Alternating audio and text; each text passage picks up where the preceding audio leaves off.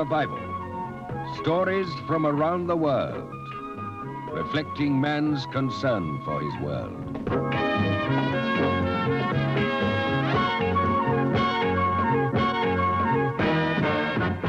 The world of survival.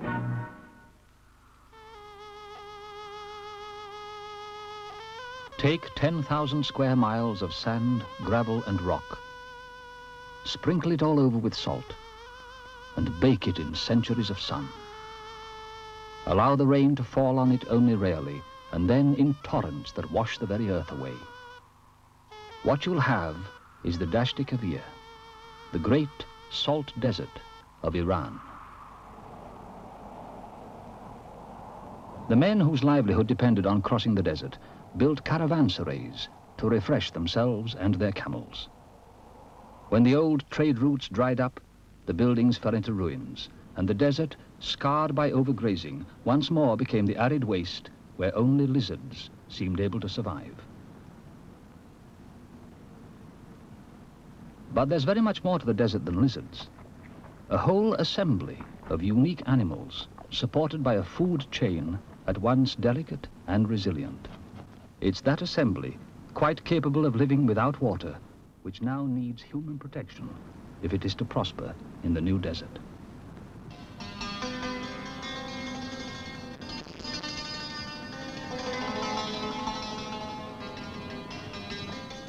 The Salt Desert is in central Iran, separating great mercantile cities like Isfahan and Shiraz in the west from Herat on the road to Samarkand in the east. Hence its importance as a trade route. Once, millions of years ago, this was the bed of a shallow sea. But the earth shifted, and it was raised to dry out and become a sterile plain impregnated with salt.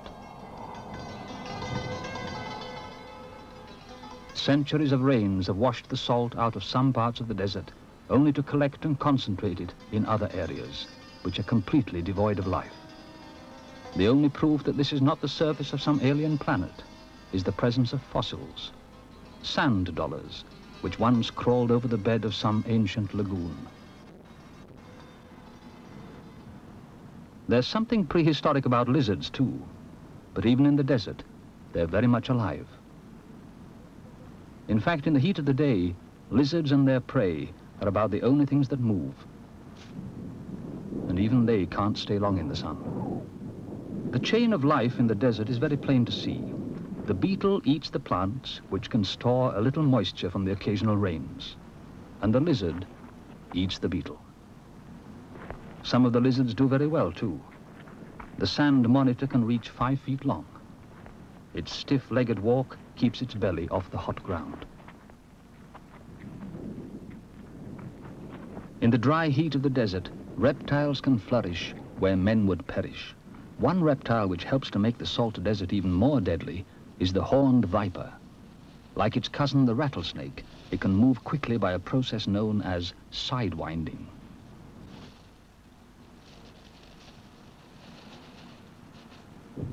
The horned viper is 2 feet long and deadly poisonous. Like the lizards, it has to conserve its meager water supply by keeping to the shade as much as possible.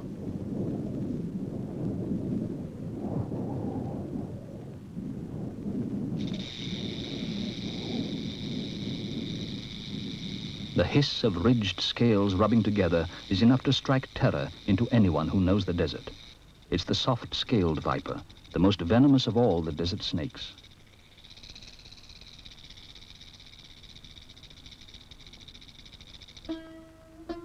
To the traders who did their business between the great cities, the desert was an inconvenience to be overcome. In about 1650, they built a stone aqueduct 7 miles long to carry water from the Black Mountains to the nearest flat site where their camels could graze. 300 years later, the aqueduct stands as a memorial to men whose determination reduced the desert to a minor obstacle to trade. At the end of the aqueduct, the great caravanserai of Shah Abbas. Shah Abbas serves another purpose now. It's the local headquarters of the game department. The Dashti Kavir is now a national park. It seems very fitting that a monument to the past should also serve as a home to a service dedicated to the future. Its previous function, after the camels had gone, was as a target for gunnery practice, but it was so well built that it withstood even that.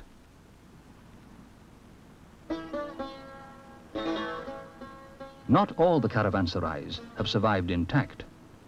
In a remote corner of the desert lie the ruins of the long-lost fort of Laqab. Until the turn of this century, it was the headquarters of a band of robbers. But when they went out of business, the fort was forgotten. Then recently, it was accidentally rediscovered during an aerial reconnaissance. Now the ruined walls lie open to the sun, but the spring still flows. The water is salty, but in the desert, any water is a godsend.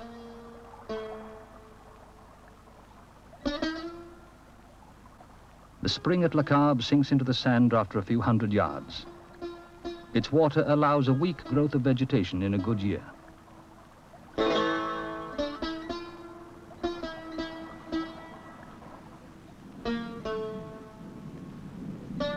At the old Sarai of Ain al-Rashid, the vegetation grows thickly beside the spring, but the water is the faintest trickle now. The spring failed soon after the building was completed in the mid-17th century. The site was abandoned at once, and the poor architect was beheaded.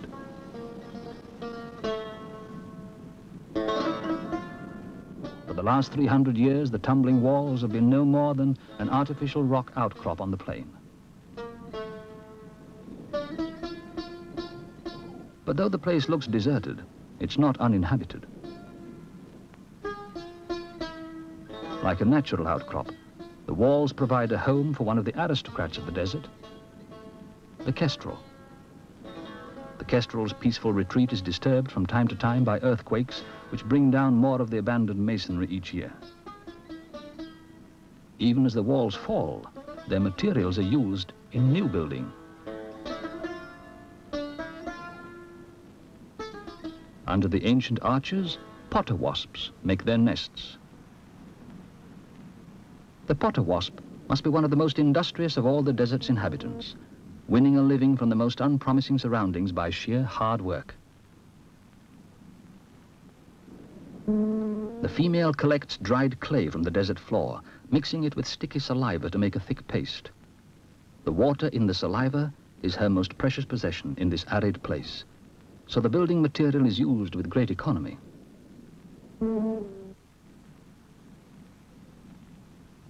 She molds a ball of clay into a thin sheet to make the wall of the nest, just thick enough not to collapse as it dries.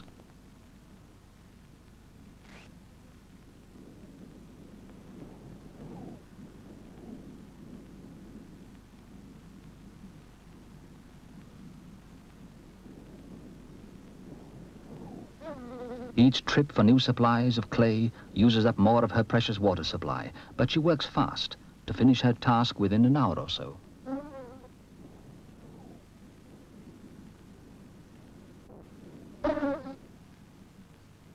The wasp gets her water from her food. She eats pollen and extracts the water from it molecule by molecule as she digests it.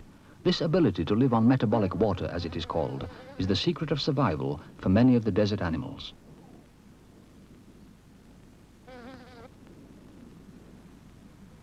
Barely an hour later, the wasp is putting the rim on the pot, the last stage in building. Her next act is to lay an egg inside.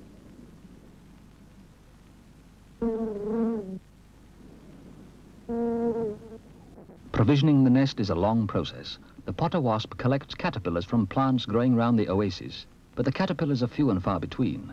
Each one may take up to 2 hours to find, and the nest, when it's closed, will contain 5 or 6 of them to feed the growing wasp grub when it hatches. She stings each caterpillar as she collects it to paralyze it.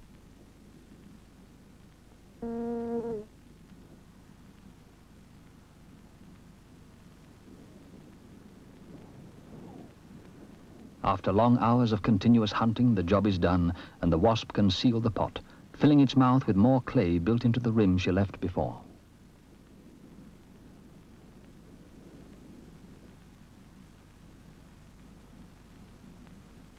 When that's done, she'll start another.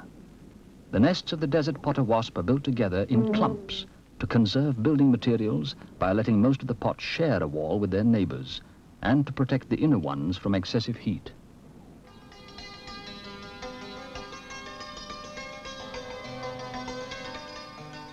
Much the same design was used by the desert dwellers, the people who served or robbed the camel caravans on the old trade routes. Their villages are built of clay, the houses shoulder to shoulder in much the same way as the potter wasp's clumps.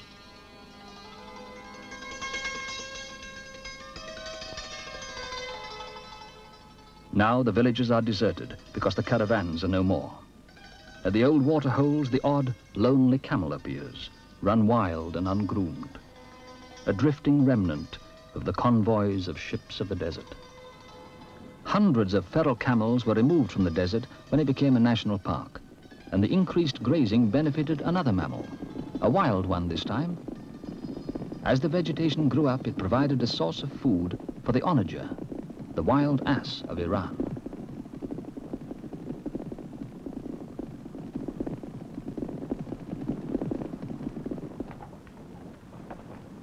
Onagers have become scarce now because so much of their habitat has been destroyed. The salt desert is one of the last places where they survive.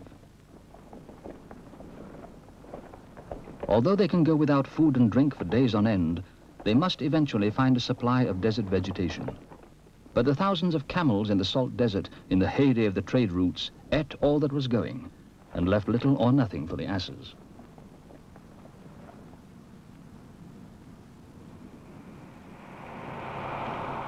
Now, though, the establishment of a few modern roads has meant that the desert is no longer crisscrossed with camel trails, nor overgrazed by the beasts which trod them. It's recovered its own rhythm of drought and brief times of plenty. The blessing of water, when it comes, will arrive with spectacular violence.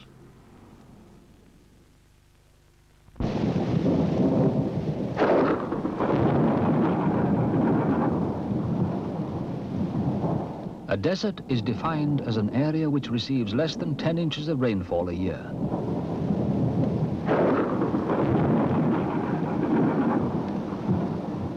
But in most deserts, when rain does come, several years' supply often arrives in one delivery.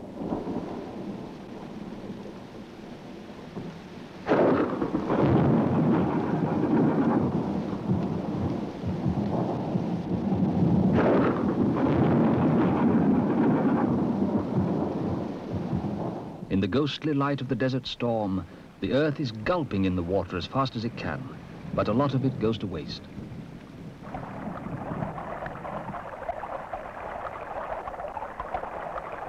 The baked ground can absorb only a small part of the deluge, and the rest of it rushes away to be lost in the salty sand.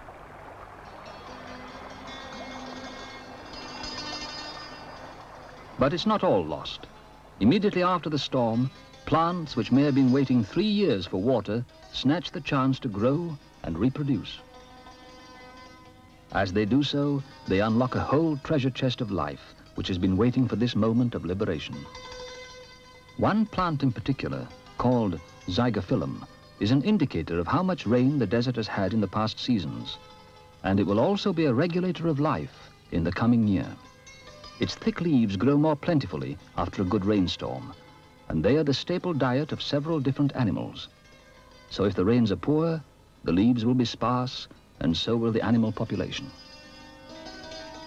Other less common desert plants have less of an effect, but they all play their part in making water available to other forms of life by drawing it up out of the soil and incorporating it into their growing leaves. Most of the desert's bizarre-looking insects time their hatching to be among the first to benefit. Of course, the insects themselves represent a step on the route the water follows to higher animals, predatory birds, for example. So they must adopt camouflage or warning colors to protect themselves. A gaudy caterpillar has evolved its colors to warn off predators. A whiskery one will discourage an inquisitive bird with an irritating chemical from the spines on its back.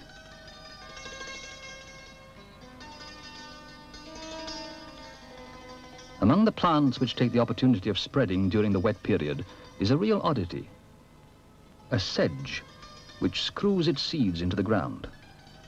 The seeds are dispersed by the wind, and when they settle, they revolve under wind power to bore their way into the sticky soil.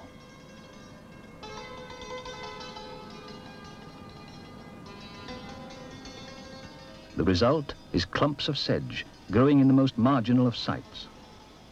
As they consolidate the sand, they provide a home for the desert's most unexpected and attractive inhabitants. The best known is the jerboa, but it's seldom seen in daylight. It burrows in the sand, emerging only at night or in the very early morning.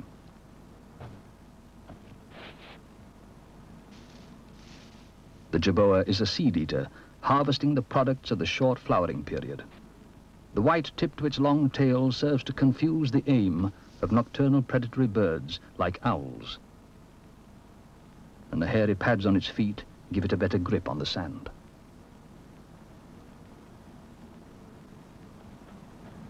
The jerd is a close relation. None of these desert rodents need to drink water. Like the potter wasp, they can get all they need from digesting their food. All the same, the juicy leaves of the zygophyllum bush are a bonus to the jerd. The delicate little five-toed jerboa also has a tail which tends to distract any attacking owl.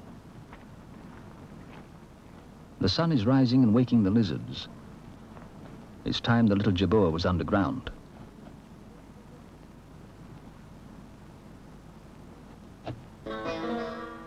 It's not only the heat that he has to escape. The sun has warmed the monitor lizard into activity, and the monitor is the next link in the food chain. The monitor has its own part in the chain too, as a food item for the larger birds of prey. But for the moment, it's still playing the predator.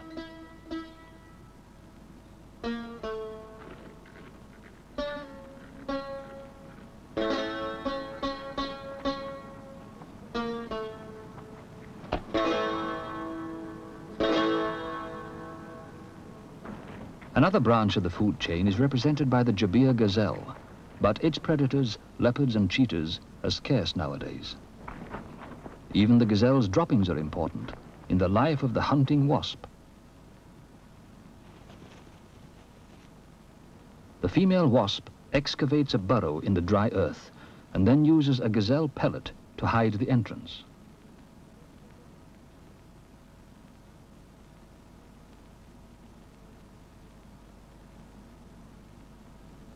When the pellet is securely in place, the wasp goes off on a long journey on foot.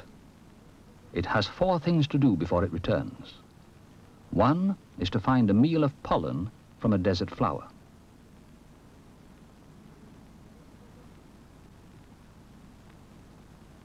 The next is to mate with one of the wandering males on the desert floor. And the third job is to find the buried caterpillar of a particular kind of moth. The tasks sound like the labors of Hercules, and they're not finished yet. When it has detected a caterpillar, using its sensitive antennae, the wasp digs it up and takes it back to its own burrow. Since the caterpillar is about 5 times as big as the wasp, and the wasp's burrow may be several hundred yards away, this 4th labor is the hardest of all. But the wasp is a determined kidnapper.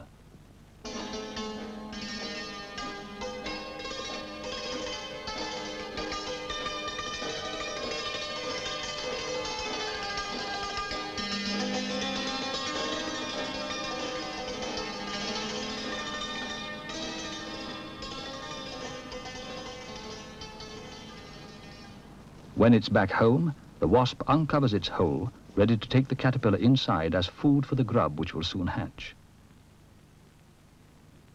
Perhaps the most fearsome creature on the desert floor is the solifuge, or sun spider, 3 inches long. Its jaws, for their size, are the most powerful in the animal kingdom. Solifuges seem to be highly territorial. At any rate, they spend a lot of time fighting their neighbors. The loser will be killed and eaten.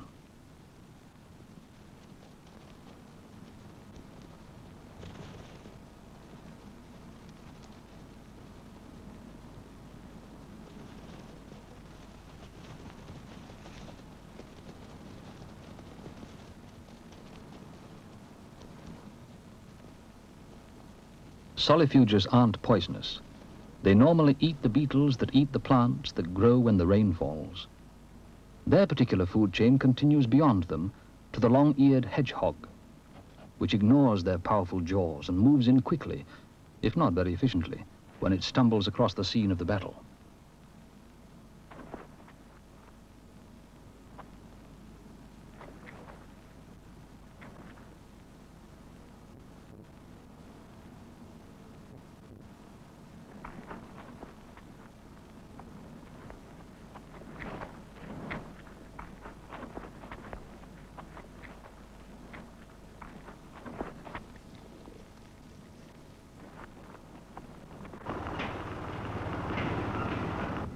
The delicate food web of the desert survived for thousands of years, until man upset it all with his grazing animals and trade routes.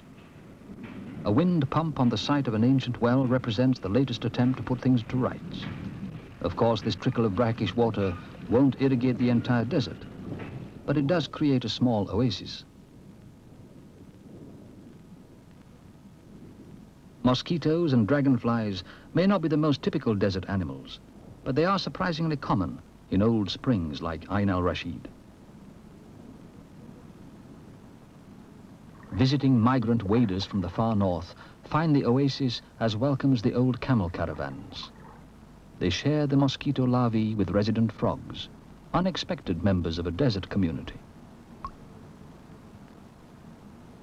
The little trickle of water doesn't affect the desert as a whole, but it increases the variety of the creatures that can live there.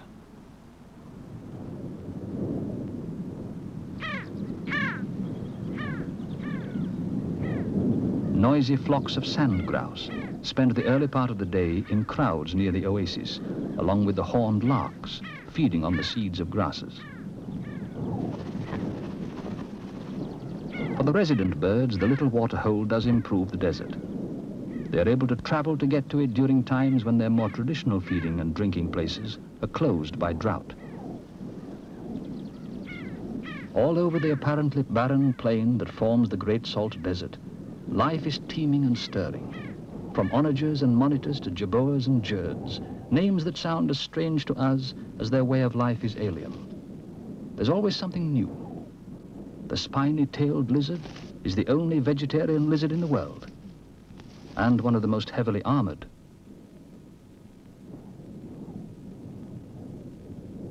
Travelers to Samarkand no longer have to risk their lives across the Great Salt Desert. They can fly or drive on a modern road. The old challenge of the Dasht-e-Kavir has faded, but there's a new one in its place. To protect and preserve the desert, its history and its remarkable wildlife, as a source of wonder and inspiration to future generations.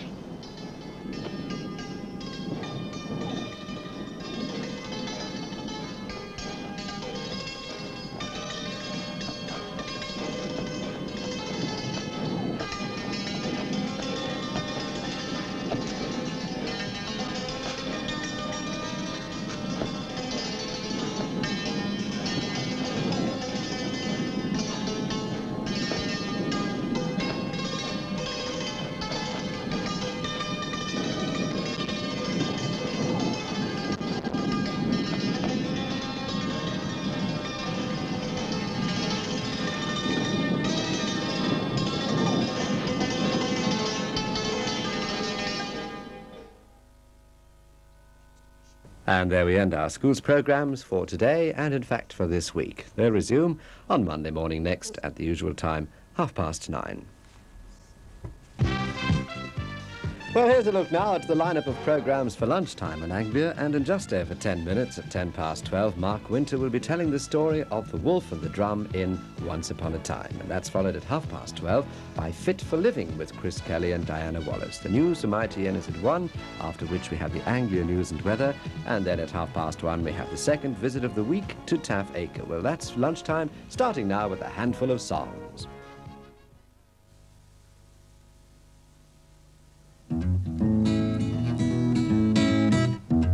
We got a handful of songs to sing. You can't stop up my voice when it longs to sing you new songs and blues songs and songs to bring you happiness, no more, no less. Hello, everybody. Hello again.